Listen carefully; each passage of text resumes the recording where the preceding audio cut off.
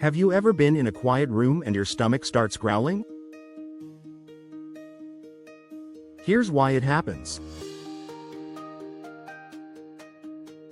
That sound, called borborygmi, is caused by your intestines moving air and food as they contract. It's your digestive system staying active, even when it's empty. Feeling hungry makes it louder because there's less food to muffle the noise. Embarrassing? Maybe.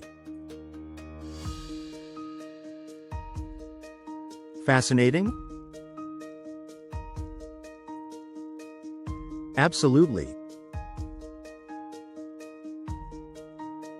Share this if you've experienced a loud growl at the worst time.